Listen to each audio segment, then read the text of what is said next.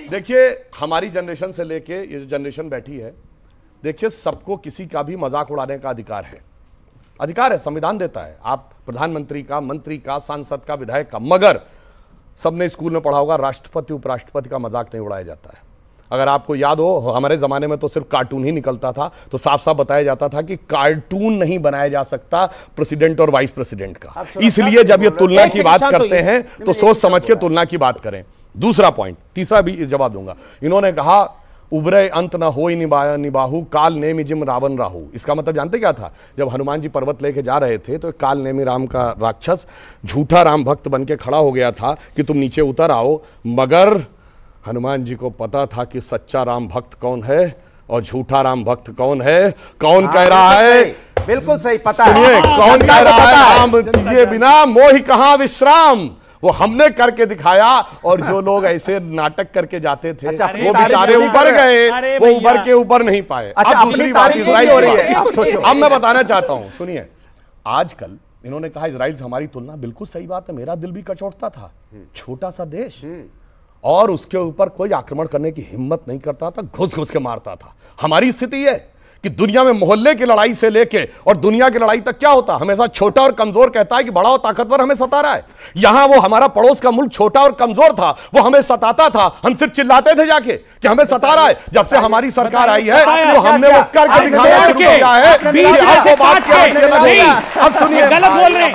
मैं युवा को बताना चाहता हूं, इन बच्चों को पता होना चाहिए कांग्रेस पार्टी की ही सरकार थी जब पाकिस्तान के 2 टुकड़े कर दिए थे और अमेरिका जैसी विश्व की महान शक्तियां पाकिस्तान के पक्ष में खड़ी थी।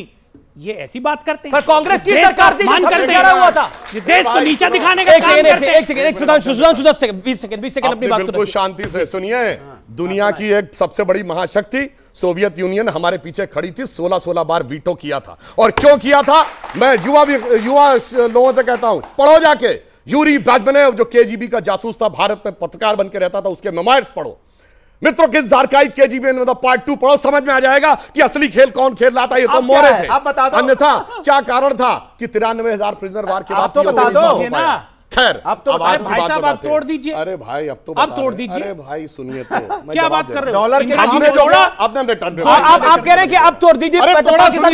जी जी, ये सुनिए, आपने वो वीडियो देखा है जो पाकिस्तान का सांसद पाकिस्तान के नेशनल असेंबली में बोल रहा था, वहां के विदेश मंत्री को कोट करते हुए कि शाह महमूद कुरैशी साहब बैठे थे, आर्मी चीफ आए और आर्मी चीफ के पांव कांप रहे थे। उन्होंने कहा कि खुदा का वास्ता है अभिनंदन को वापस कर दो, वरना शाम तक इंडिया अटैक कर देगा। ये तो 1971 में भी नहीं हुआ कि पाकिस्तान के आर्मी चीफ के पांव कांपे हो और हमारे साथ कोई नहीं खड़ा हुआ था। जनाब, आपके साथ तो ये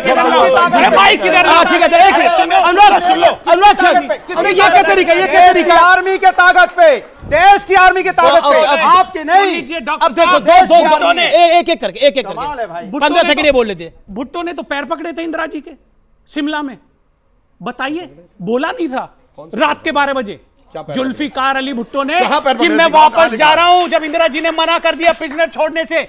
आप क्या बात कर रहे हैं? आप यही दिखाना चाहते हैं कि जब से 2014 से भारतीय जनता पार्टी की सरकार बनी है तब से ही भारतीय सेना का तेज बढ़ा है, जब से ही भारत बढ़ा है। 26/11 का हमला हुआ, उसके बाद हमारी फौज एक्शन लेने को तैयार थी, मगर इनकी सरकार ने इसलिए कार्रवाई नहीं की पाकिस्तान पे क्योंकि उन्हें लगा कि बीजेपी को उससे फायदा ना हो जाए। और ये बात बराक ओबामा ने अपनी किताब प्रॉमिस लैंड में 2010 में मनमोहन सिंह के बाद के आधार पर लिखी है।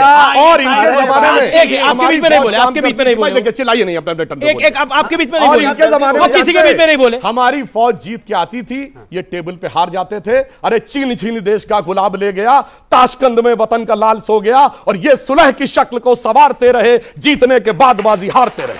ओके, एक सेकेंड। अब क्योंकि बात हो रही है पाकिस्तान और भारत के रिश्तों की, आज इसका एक जिक्र तो बराक ओबामा की किताब ने करा, लेकिन कांग्रेस के खुद के मंत्री मनीष तिवारी ने कहा है कि कांग्रेस सरकार की सबसे बड़ी भूल क्या थी, जब 26/11 का हमला हुआ उसके बाद पलटवार नहीं करा। क्यों पलटवार नहीं करा? हमारे घर के अंदर घुस के हमें आतंकी मार के गए थे। हमारा देश क्या इतना कमजोर था कि हम हमला नहीं कर सकते थे, बदला नहीं ले सकते थे।